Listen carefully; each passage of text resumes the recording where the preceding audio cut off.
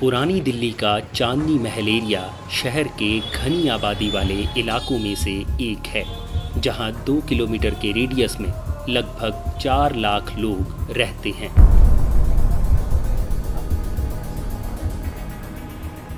इंद्रराज और विकास चांदनी महल police station के उन 9 लोगों में से थे जो कोरोना संक्रमित पाए गए थे, जिसके बाद चांदनी महल पुलिस स्टेशन को हॉटस्पॉट घोषित कर दिया गया था।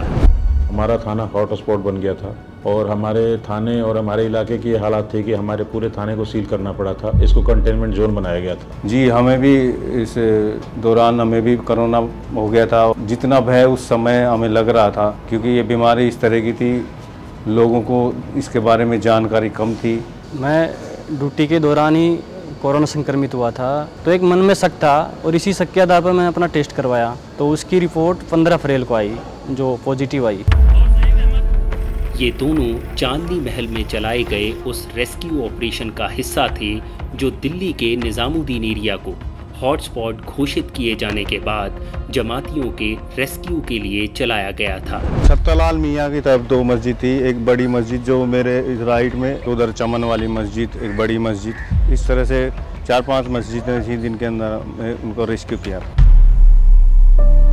विकास का मानना है कि जमातियों को रेस्क्यू करते वक्त वो कोरोना की चपेट में आ गया होगा, लेकिन वो इसे लेकर पूरी तरह आश्वस्त नहीं है। हम खाना डिस्ट्रीब्यूट करते थे सुबह और शाम को दोनों टाइम। अब उनका वो कहाँ संपर्क में आए, क्योंकि वो लोग तो इतनी सावधानियां नहीं रख पाते थे, उनके पास तो काफ़ी सारी चीज़ें अवेलेबल नहीं थी। कुछ लोग ऐसे भी थे जो चल फिर नहीं पाते, वो खाना लेने खुद थोड़ी आएंगे, हम उनके पास जाके उनको खाना डिस्ट्रीब्यूट करते थे। हमें लगता तो नहीं ऐसा हो, लेकिन इस दौरान कुछ हुआ हो। इंद्रराज और विकास दिल्ली से सटे राज्य राजस्थान के रहने वाले हैं। वे चांदनी महल थाने के बैरक में बाकी पुलिस वालों के साथ ही रहते हैं।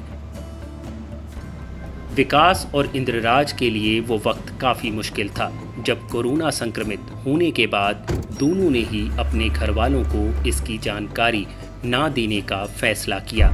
बेसिकली हमने घर पे मैंने नहीं बताया, उनको अगर बताते तो वो बहुत ज़्यादा परेशान हो जाते हैं। देखिए, इस बीमारी के अंदर आप न किसी से मिल सकते हैं, न आपको कोई देखने आ सकता है, परेशान हो जाएंगे, ये सोचकर हमने उन्हें नहीं बताया। मेरे बेटे का बर्थडे था, तो उससे पहले मैं जो जमातियों का रेस्क्यू हुआ था उसमें भी मैं शामिल था, तो मुझे शक था। इसी वजह से मैं जो मेरे बेटे का बर्थडे था उसमें गया नहीं। मैंने सोचा कि मेरी वजह से मेरे परिवार को दिक्कत ना हो।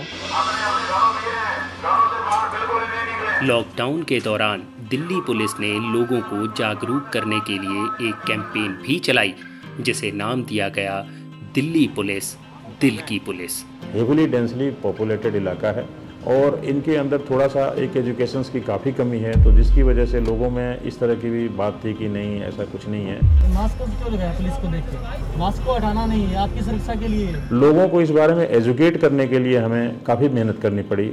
हमने इसके लिए पब्लिक अनाउंसमेंट सिस्टम, हमने 3-4 गाड़ियाँ रेंटेड करी थी, जिन पे कि हमारे जवान कम्पिटेटली अनाउंस करते थे। अपने घर में रहना पड़ेगा।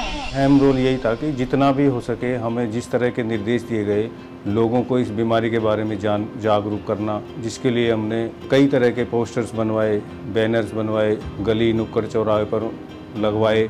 लोगों को खाना खिलाया, लोगों को मदद करी, जिसको ज़रूरतमंद था तो घर भी पहुंचाने तक भी हमने मदद की, पासेज इशू किए, एसेंशियल आइटम्स मुहैया करवाए। जिस तरह से हम दोनों टाइम सुबह शाम खाना बांटने जाते थे लोगों को, जो लोग फुटपाथ पे रहते हैं, कुछ रिक्शे वाले हैं, क्योंकि उनके पास काम नहीं था, और काम भी होता, पैसा भी होता, लेकिन दुकानें बंद थी, होटलें बंद थी, कहाँ खाना मिलता उनको।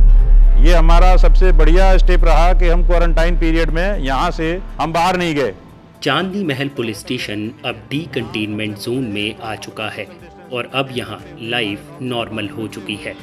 हम जा रहे हैं फसील रोड, हमारे इलाके का जो चारों तरफ का बाउंड्री एरिया है जी, हम उसको पूरे को पेट्रोलिंग करते हुए चेक करते हैं। इंद्रराज और विकास भी अब पूरी तरह से स्वस्थ हो चुके हैं और 10 मई से दोबारा ड्यूटी पर लौट आए हैं। ड्यूटी करने के लिए हम 10 मई को थाने में आ गए थे और अपनी ड्यूटी जब से कंटिन्यू कर रहे हैं। People have appreciated the role of Delhi police like anything, and they have come out with open heart to basically eulogize and appreciate and praise the hard work of Delhi police. They were the front warriors, corona warriors standing on the street. जेब में आपके मुंह पे होना चाहिए कि नहीं, बाहर से निकलते गए। कोरोना वायरस धीरे धीरे एक विकराल रूप धारण करता जा रहा है, लेकिन लोग इस बीमारी के प्रति पूरी तरह से सावधानी नहीं बरत रहे हैं और लोगों का यही रवैया इनकी ड्यूटी को और मुश्किल बनाता है। इसको बाहर लो मुंह पे। कोरोना वायरस के केसेस की बात करें तो आज भारत पूरी दुनिया में तीसरे नंबर पर है। ये बीमारी चुपचाप लोगों को अपना शिकार बना रही है।